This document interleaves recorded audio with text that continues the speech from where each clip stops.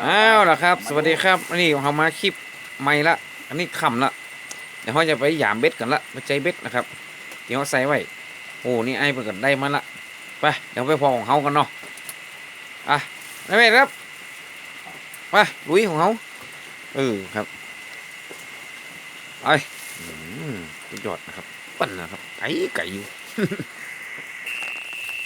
ปลา ส่ง ปลา ไป เดลอนจ้ะ ส่งไปส่งไป ปลาปลาเดลอนเอาไหมถ่ายเลย หลบไปแล้วก็สันมีดนะครับเลย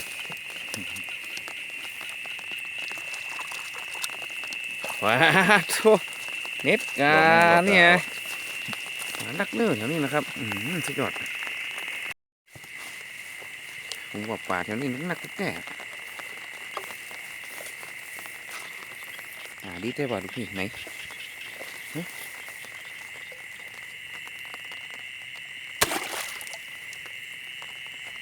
โอ้หัวปตีนโอ้ดูก็นี่นะครับเฮ้ย พุดเกิน อะไรกะ เลย แม่นมากครับ โอ้ยังเอาสันไอ้เฮ้ย เราเบาแล้ว ฮะ กุ๊กหัวเลย โอ้ยังโหดมืดก่อนเตะดึกๆนะครับเขาจะเอาคลิปฟันปลาเย็นปลาไหลมาฝากผมกำนะครับมีทั้งหมด สั่นนะบอก เอาสันไอ้สันไหนผมหันตัวหน่อยโอ้นี่นะครับตัวเหลืองๆเดี๋ยวไอ้ดินี่นะครับปลาไหลปลาเย็นเอาไอ้สันวันนี้มีเมนูมาต้มเป็ด ว้าปลาเย็นนักแท้โอ้โหลืมมีดนะน้อง ถ้าลืมมีกับมีอย่างบุ๊บเนอะไปห้อยแอวผมดีครับไปห้อยแอวให้ทำดีครับ ไหน เดี๋ยวพอหัวมันก่อนจ้ะ นี่นะครับ หัวทั้งไหนวะ เหลืองโอเคต้องดูหัวนะ น้ำลึกเหงาเลยเว้ย ลึกแค่ไหน ถึงเหรอ หาส้มเลย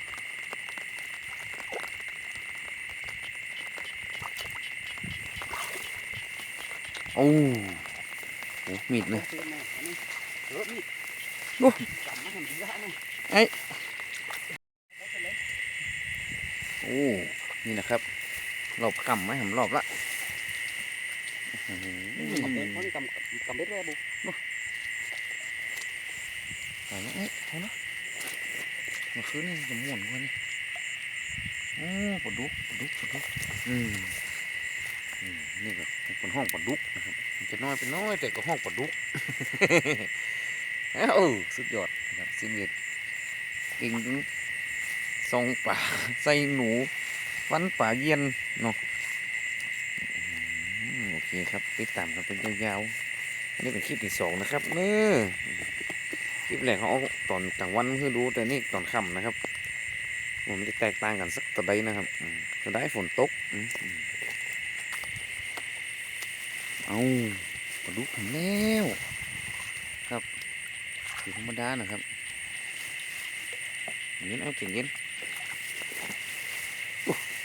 โอ้มาธรรมดาที่ไหนอะ ต้ม ใส่ต้มทั้งนั้นเนาะโอ้นี่นะครับเก็บบรรยากาศมันนี่กำลังเริ่มจะหลังแรกหลังสองอยู่นะครับเบ็ดกับม่วนนะครับ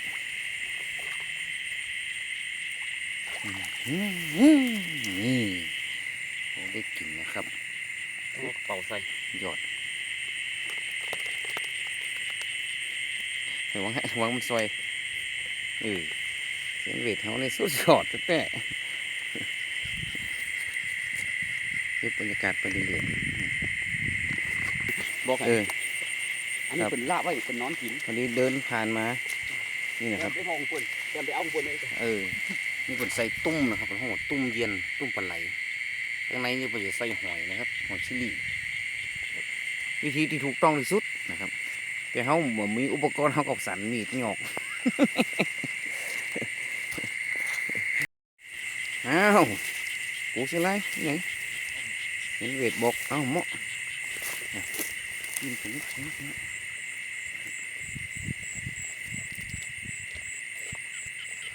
โอ้ อ้ปรากฏ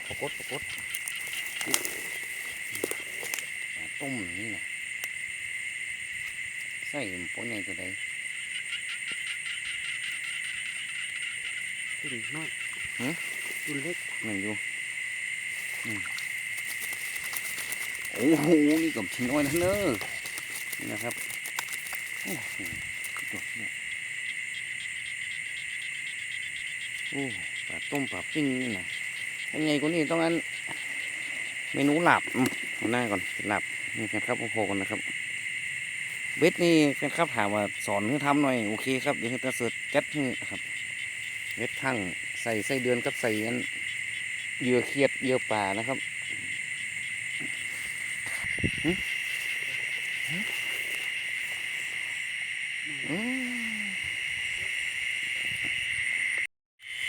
บรรยากาศในค่ำคืนดุกนักดุกนักนะครับเห็นไหมมันเป็นปลาดุกด้านแต่ก็ได้กลิ่นอยู่ครับสุดยอดเหมือนกันครับโอ้โหยังเมื่อคืนกับหมดแป้งแบบวันเมื่อคืนดีกว่าเมื่อวันเองนะครับตอนกับวันนี้ป่าน้อยมาคุยนักลงไปเห็นบึ้ดจะมีแหมรอบกันเลยใจเบ็ดที่ไหน ปลาเสือมือตกละมันเป็นปลาขวอย่างเดียว ปลาเสือมือตก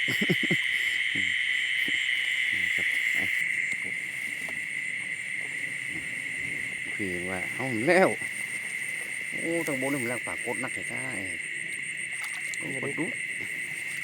สุดท้ายถ้าเป็นสมัยที่5 ปี10 ปีที่แล้วนี่จะเป็นปลาดุกอุ้ยทั้งนั้นนะครับนี่เป็นปลาดุกด้านแต่ก็ได้อยู่กลายพันธุ์ไปเห็นละครับปลาดุกอุ้ยหายากนี่ก็ถือว่าสุดยอดแล้วเนาะอาทิตย์นี้นะครับผมคิดหวังดีท้อง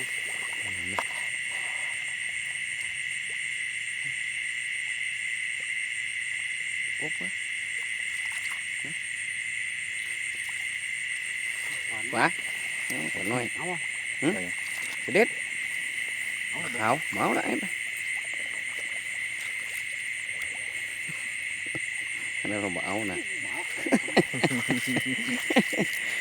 ในพานนั่น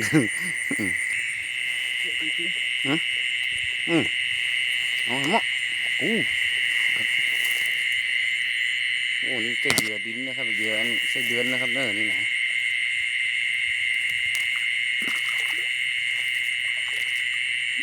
ดุนห้ายเนี่ยปลาดุกนี่นะ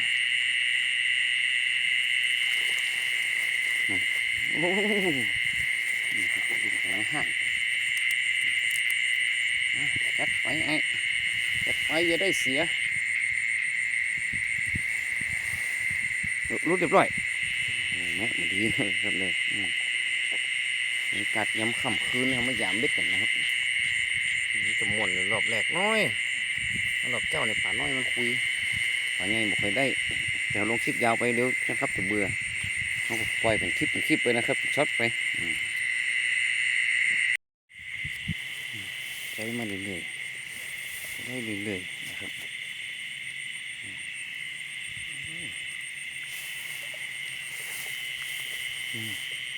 น่าจะเป็นปลาดุกน้องห่างขึ้นนะโอ้โหสุดยอดเดี๋ยวเขาจะเอาไม้หำรอบนะครับเพราะว่ารอบนี้เขาตาเดี๋ยวที่ฝนตกรอบนี้ฝนหยุดแล้วนะครับเดี๋ยวเขาจะมาพิสูจน์กันมากำเป็นหลังสุดท้ายในรอบนี้เราหน้าแก้ตัวไหมนะครับเพราะว่าฝนมันตกไปติดตามนะครับโอ้นี่นะครับเป็นธรรมดาได้หลายๆแนวหลายคลิปไปติดตามเขากลับพร้อมกันเนาะจัดไปครับเดินมาเรื่อยๆก็ได้เรื่อยๆมันเป็นปลาดุกนะครับนั่นนักเนาะใส่ถุงควับเนาะเขาก็เส้นของแท้สุดยอดเป็นไซส์ของนี่อายเลยก็นี่นะ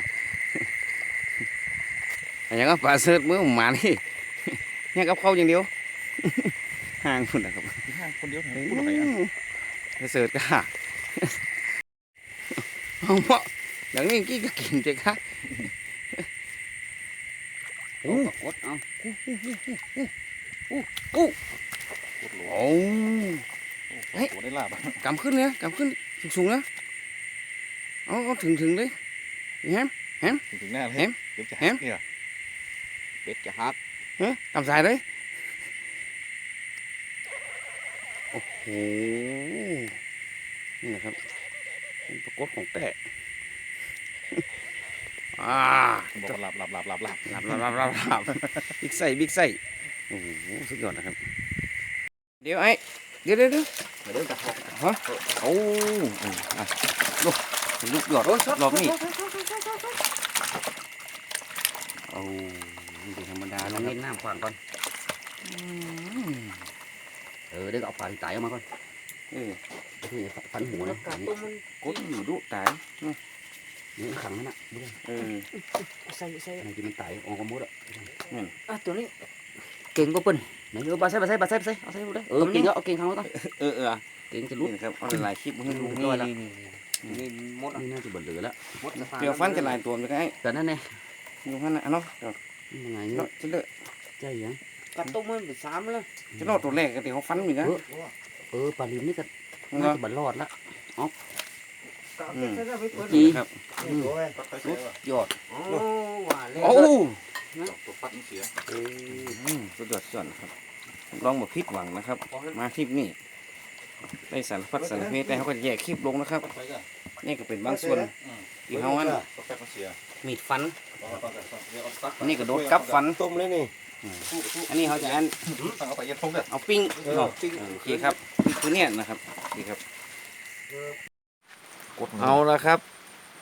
อันนี้ไอเวทปิกมาละเซียนเวทโอ้ป่าเสือเสร็จทุกงานเนี่ย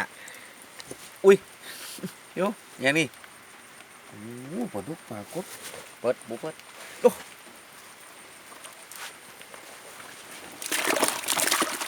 โอ้โหเซียนแต่เลยมาแต่มานว่าไอ้เหย อยู่ในน้ำนะก็หันตัวแบบบ่มีน้ำเลยก็นี่ เดี๋ยวจัดไป ให้น้ำออกเราดูแล้วว่า ประมาณสัก 2 รอบ 2 รอบได้ประมาณไหนนะครับ นี่ก่อนเดี๋ยวเทน้ำ ให้น้ำออกก่อนน้ำมันก็เก่าแล้วเราต้องเปลี่ยนน้ำครับ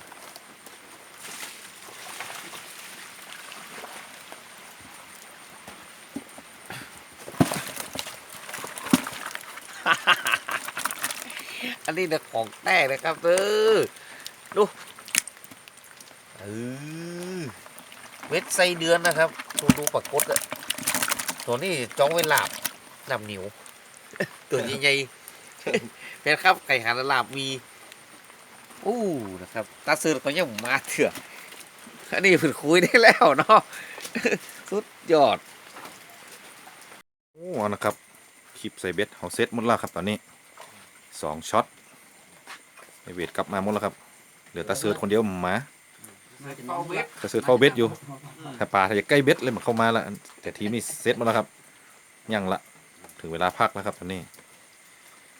โอ้ขอบคุณเซียนเวทนะครับนี่ที่ปลามา เว็ดสุดยอดเลย ทากันบุก เริ่มละเริ่มหัว เริ่มนัวแล้วครับ ลิ้นเริ่มสั่น ลินซัน เสียนอย่างไรชื่อเหรอ น่า เสียนหนัก เส้นหนานคนนะครับนี่นะพักผ่อนแล้วครับเดี๋ยวตาเสือคน กระเซ็ด ตาเสือได้พักผ่อนห้างหมดแล้วครับนี่เนี่ยฝนอ้อยฝนซึมปลากินจ้าหน่อยย่างก่อนนี่ โอเค ไว้ไกลแจงแหมกำว่ะครับขอบคุณแฟนคลับที่เข้ามาติดตามนะครับชอบให้กดไลค์ใช่ให้กดแชร์ครับติดตามชีวิตคนบ้านนอกและชีวิตคนนอก FC นะครับสำหรับคลิปนี้ขอบคุณครับ สวัสดีครับ